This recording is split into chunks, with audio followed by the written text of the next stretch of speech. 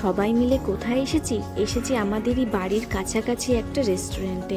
উপলক্ষ হলো বাবা মায়ের অ্যানিভার্সারি। সকাল থেকেই প্ল্যান হচ্ছিল যে একটা ছোট্ট সেলিব্রেট করব, বাট বৃষ্টি হচ্ছিল বলে ভেবেছিলাম ক্যান্সেল হয়ে যাবে, কিন্তু দেখলাম বিকেলের পরে বৃষ্টি কমে গেছে, তাই চলে এসেছি। আর দেখো, তিতির কিন্তু ভীষণ খুশি হয়েছে। বাইরের জায়গাটাও কিন্তু খুব সুন্দর, কিন্তু কাজ চলছিল বলে খুব একটা বাইরে বসতে ভালো লাগছিল না, তাই ভেতরেই সেলিব্রেট করব ভাবলাম। তারপর সবাই মিলে বাবাকে দিয়ে কেকও কাটানো হলো, আর হাসাহাসি, গল্প, ফটো তোলা, মানে দারুণ সময় কেটেছে। আর পরিবারের সাথে এই সময় কাটানোগুলো কিন্তু বেশ ভালো লাগে।